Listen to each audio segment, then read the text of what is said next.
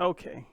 Well, hello and welcome back to Spivey Talks. Of course, I am Spivey, and this is technically 100 proof talks. However, I am not drinking right now, and it is definitely not midnight, which is when I would normally do a live video. So I know this is coming in a little bit weird, but since I am about to go to Seder dinner for the night, I can't guarantee if I'll be able to make my video for tonight, and I still need to get in the proper videos for this segment or this section dealing with fraternities and sororities. So, really briefly, as my ride told me, Shirley gave me her warning that she was on the way.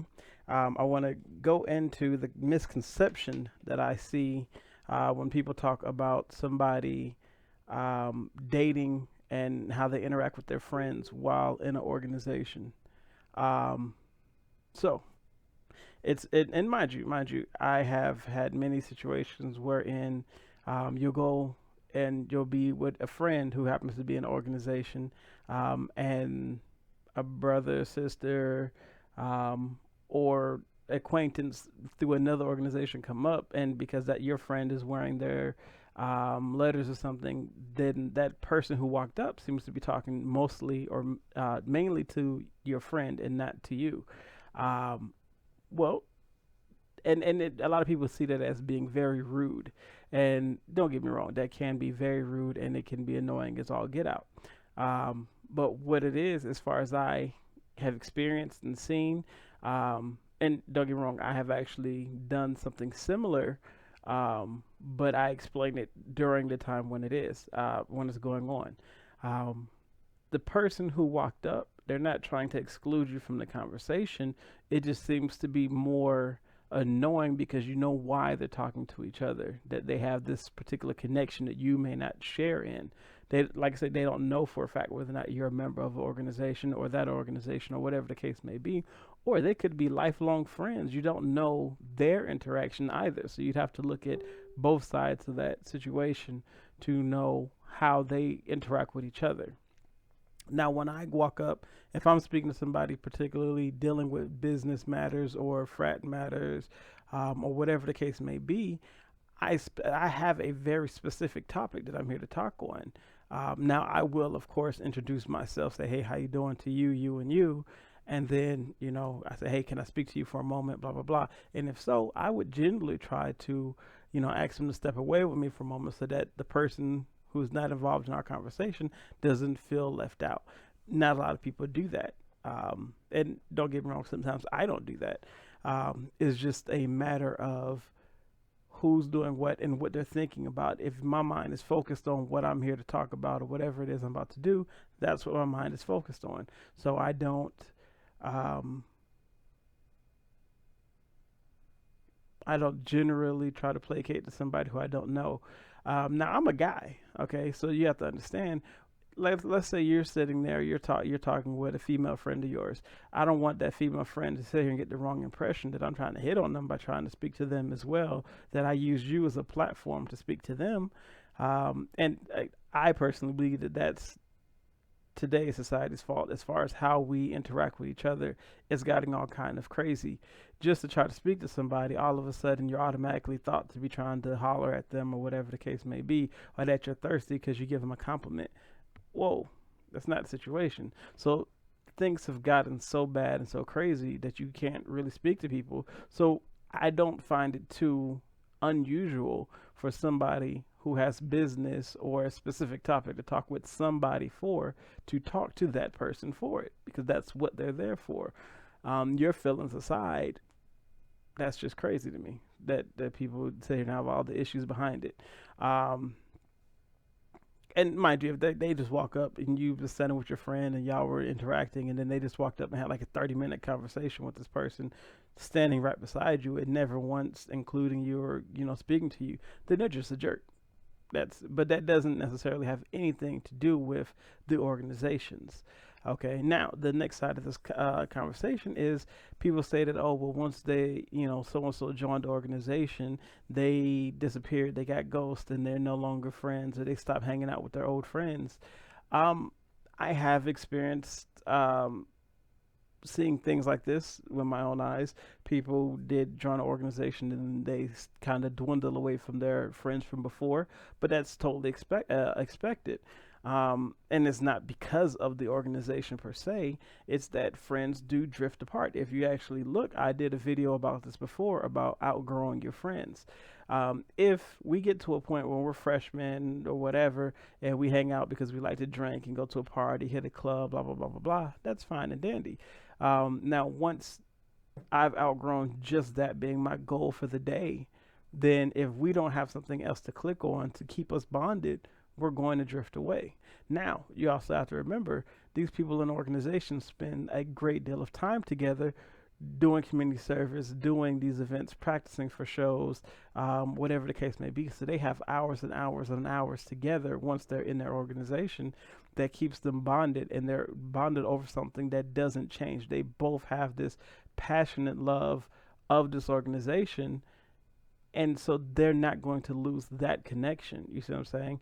Then on top of that, you add in whatever other personal interests each person has on their own. So that's compounding their bond and their friendship together. So it's I don't think it's crazy to say that eventually people of the organization will fill up more of their time versus whoever their friends were initially when they first got to college or whatever the case may be. Now I myself, I'm a little bit different. I actually have always hung out more with people who are not from my organization, or from my particular group of my organization, if you will. Um, because I actually had more in common on outside of the organization issues with these other group of people. Like I am obsessed with anime, and graphic design, and all of my different crafts and stuff. So my friends who I spend most of my time with also share this itinerary of things to do for the day. If we're going to watch some anime, if we're going to go to a movie, we already know we're going to see the same thing, or we want to do the same thing because this is what we do. When I was at FAMU, there was a house. Everybody that lived in this house was part of the FAMU Anime Club. When we're at home and we're just watching something on TV, chances are it's going to be anime. If we want to share or critique anime or whatever, we just yell across the room and say, "Hey, check this out," or "What do you think about this?" If you want to read a manga book, "Oh, well, let me borrow this book because it's on your bookshelf." I don't have to go too far away from my friend who shares the same interest with me. Now, there was also members of organizations who had the same interest. I know at FAMU there was a pretty good following of others, especially some of the Greek females there who were also into anime and things like that. And they came out and did a couple of events, or to a little bit of the FAMU Anime Club shows. But they still had their own personal life to go and deal with. So their friends that have been through with them through thick and thin are still their friends. I don't think that's crazy at all. Moving on. So the other issue to this is that people have misconceptions or qualms about somebody dating. Okay, so I don't think personally, again, that it's too weird to say that somebody in an organization would like to date someone else that's also in an organization. If, let's say, one of my brothers needs me to go and help them with something, they give me a call, but it's in confidence. They don't want me to sit here and tell the world what they need. By default, I'm getting up immediately and I'm going to go help my brother. If I turn to my girlfriend and say, "Hey, I have to go for a little bit. I'll be back in 2, 3 hours," I would need for my girlfriend to understand that I can't go further into it. I need to get up and go and not be all kind of suspicious. "Oh, well, what are you doing? Who are you going to be with?" And this, and this. That's not that kind of situation. So it definitely does depend on who you're dating.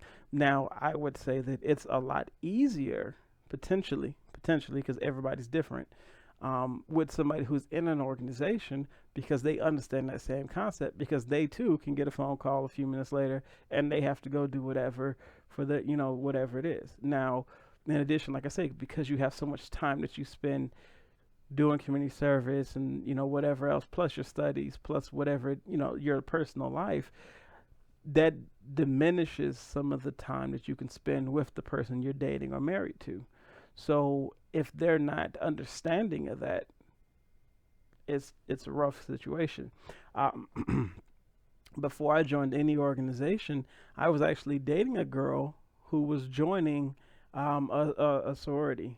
Okay, and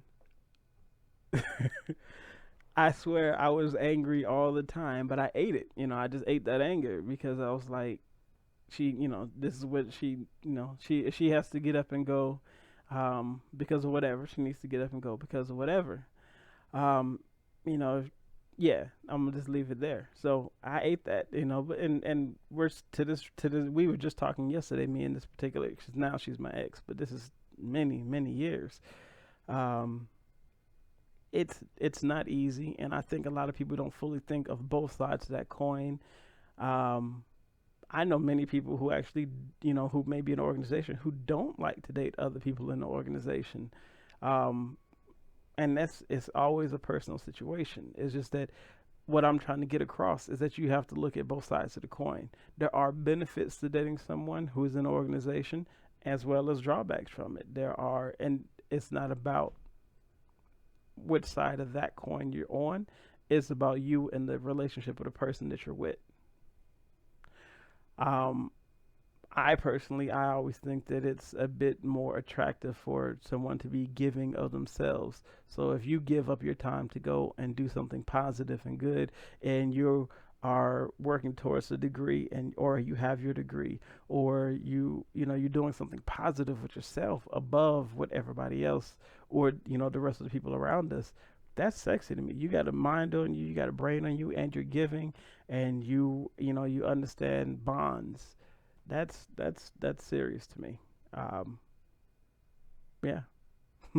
So, uh, by all means, like, subscribe, comment down below. If you disagree, agree, have any stories or situations that you've experienced, put them down below, and I would definitely try to check them out.